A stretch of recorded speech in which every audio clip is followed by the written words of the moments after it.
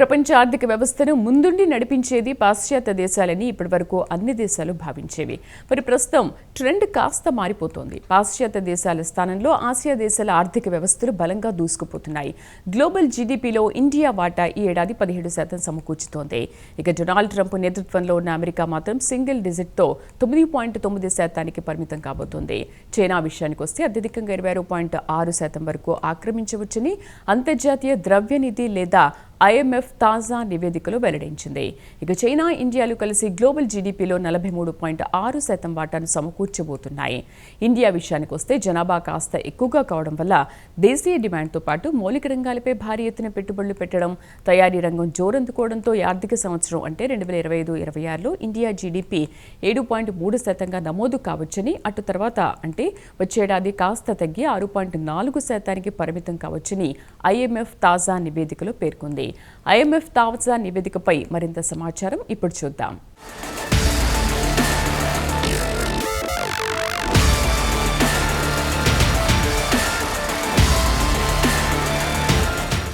Global జీడీపీలో ఇప్పటి వరకు పాశ్చాత్య దేశాల హవా కొనసాగింది. గ్లోబల్ ఆర్థిక వ్యవస్థలో ఆ దేశాల వాటా ఎక్కువగా ఉండేది. ఇక గాలి అక్కడి నుంచి ఆసియా దేశాల వైపు మరలుతోంది.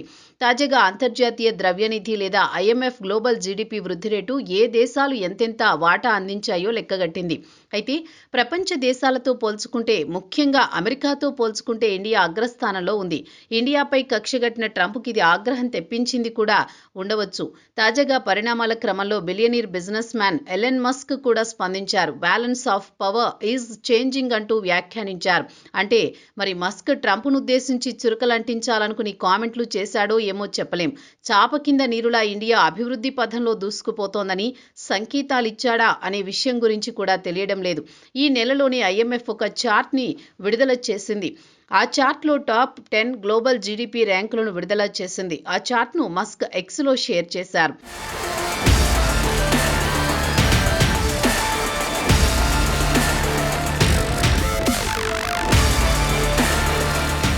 ఇక IMF చార్ట్ విషయానికి వస్తే చైనా అగ్రస్థానంలో ఉంది. తర్వాత స్థానంలో ఇండియా నిలిచింది. ఈ రెండు దేశాలు కలిస్తే ఈ ఏడాది గ్లోబల్ జీడీపీ వాటా 43.6%కి చేరుకుందని లెక్కగట్టింది. ఇండియాను స్వంతంగా తీసుకుంటే 17% జీడీపీ వాటా ఉంటుంది. దీనికి వ్యతిరేకంగా అమెరికా విషయానికి వస్తే 9.9%కి పరిమితం కావచ్చునని IMF అంచనా వేసింది. ఇక మస్క్ కామెంట్ల విషయానికి వస్తే ప్రస్తుతం గ్లోబల్ ఆర్థిక వ్యవస్థ అస్థిరంగా ఉంది. దీనికి గ్లోబల్ ట్రేడ్ టెన్షన్ ఒక కారణం కాగా, దీనికి తోడు అమెరికా ప్రెసిడెంట్ డొనాల్డ్ ట్రంప్ తన ఇష్టం వచ్చినట్లు ఆయన తనకు పడని దేశాలపై టారిఫ్లు పెంచుకుంటూ పోతున్నాడు. ముఖ్యంగా చైనాతో పాటు ఇండియాపై విచ్చలవిడిగా టారిఫ్లు పెంచేశాడు. ఇక IMF విడుదల చేసిన చార్ట్ను చూస్తే గ్లోబల్ జీడీపీలో ఏ దేశం వాటా ఎంతో తేలిపోతుంది.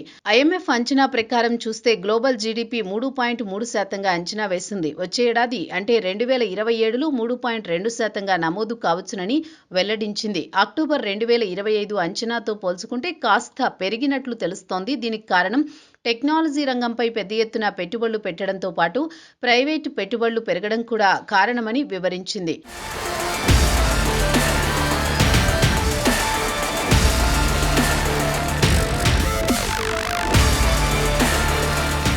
ఇక గ్లోబల్ రియల్ జీడీపీ వాటాలో చైనా 26.6%తో అగ్రస్థానంలో నిలిచింది. తర్వాతి స్థానంలో ఇండియా రియల్ జీడీపీ 17% కాగా, ఈ రెండు దేశాల వాటా కలిపితే 43.6%కి చేరుకుంటుంది. అంటే గ్లోబల్ ఎకనమీలో ఆసియాకు చెందిన ఈ రెండు దేశాల వాటాని దాదాపు 50% లేదా సగం పైనే ఆక్రమిస్తున్నాయి. ఇక అమెరికా విషయానికి వస్తే కేవలం 9.9% మాత్రమే. అటు తర్వాత Indonesia 3.8%, Turkiye 2.2%, Vietnam 1.6%, Nigeria 1.5%, Brazil 1.5%, Saudi Arabia 1.7%, Germany కేవలం 0.9% మాత్రమే గ్లోబల్ ఎకనమీకి తమ వాటా అందిస్తున్నాయని IMF తాజా నివేదికలో పేర్కొంది. ఈ లెక్కన చూస్తే ఇండియా అభివృద్ధి పథంలో దూసుకుపోతోందని చెప్పాల్సిందే.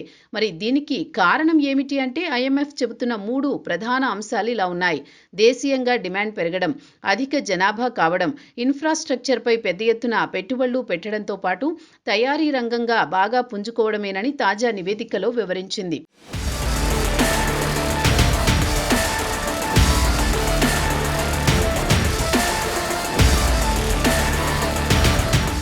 అయితే ఈ వృద్ధి రేటు కేవలం ఎగుమతుల ద్వారానే కాకుండా దేశీయ డిమాండ్ కారణమని ఐఎంఎఫ్ గుర్తించింది. అందుకే ఈ ఆర్థిక సంవత్సరం అంటే 2025-26లో ఇండియా జీడీపీ రేటును 7.3% సవరించింది. అంతకుముందు 6.6%గా నమోదు కావచ్చునని అంచనా వేసింది.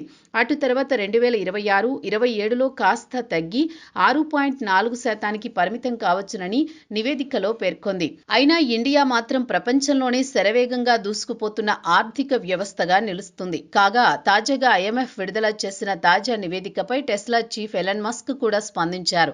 బ్యాలెన్స్ ఆఫ్ పవర్ చేంజింగ్ అంటూ ఎక్స్లో పోస్టు పెట్టారు. ఈ పోస్టు కాస్త తెగ వైరల్ అయింది. చైనా, ఇండియా ఆర్థికంగా దూసుకుపోతుంటే అమెరికా బాగా వెనుకబడిపోతోందని ఆయన పరోక్షంగా ప్రెసిడెంట్ ట్రంప్కు చురకలంటించారు.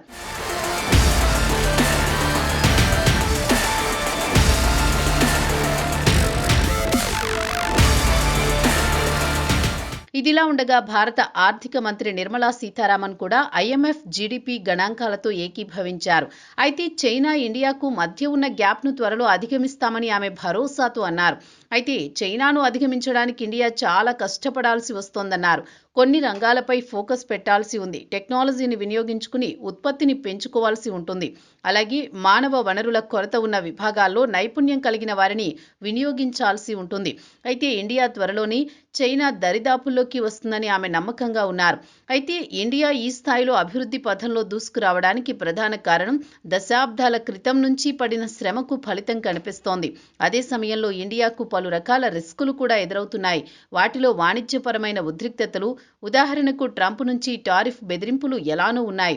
అలాగే భౌగోళిక రాజకీయ ఉద్రిక్తతలు కూడా ఇండియా జోరుకు అడ్డంకిగా మారనున్నాయని ఆర్థికవేత్తలు హెచ్చరిస్తున్నారు. అయినా ఇండియా మాత్రం సైలెంట్గా గ్లోబల్ మార్కెట్లో తన సత్తా చాటుతోంది. గ్లోబల్ ఎకానమీకి తన వంతుగా 17% వాటా అందిస్తోంది.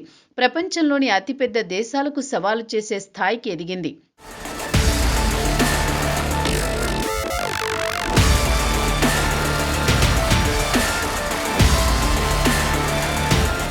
ఇక గ్లోబల్ ద్రవ్యోల్బణం కాస్త తగ్గవచ్చునని తెలిసింది. ఇక అమెరికాలో ద్రవ్యోల్బణం అనుకున్న లక్ష్యానికి క్రమంగా చేరుకుంటుందని అంచనా వేసింది. భౌగోళిక రాజకీయ ఉద్రిక్తతల వల్ల వృద్ధి రేటు కాస్త నెమ్మదించవచ్చునని తాజా నివేదికలో వివరించింది. ఇండియా విషయానికొస్తే 2025లో 0.7% స్థాయి పాయింట్ల నుంచి 7.3%కి సవరించింది. గత ఏడాది 3-4వ త్రైమాసికంలో జీడీపీ వృద్ధి రేటు అంచనా కంటే మెరుగ్గా నమోదు కావచ్చునని తెలిపింది. 2026-27లో జీడీపీ 6.4%గా నమోదు కావచ్చునని పేర్కొంది. చైనా ద్రవ్యోల్బణం విషయానికొస్తే క్రమంగా పెరిగే అవకాశాలున్నాయని తెలిపింది. ఇండియాలో ఆహారం ధరలు తగ్గాయి కాబట్టి ద్రవ్యోల్బణం దిగిరావచ్చునని ఐఎంఎఫ్ తాజా నివేదికలో వివరించింది. తాజాగా జీడీపీ గణాంకాల పట్ల మస్క్ స్పందించడం చూస్తుంటే ఆయన అమెరికాకు, పరోక్షంగా ట్రంప్కు చురకలంటించినట్లు కనిపిస్తోంది. ఇది వేకప్ కాల్. కళ్లు తెరవకుంటే ఆర్థికంగా బాగా వెనుకబడిపోతామని హెచ్చరించినట్లు సోషల్ మీడియాలో ఊహాగానాలు వెల్లువెత్తుతున్నాయి. మరి ట్రంప్ దీనిపై ఎలా స్పందిస్తారో వేచి చూడాల్సిందే.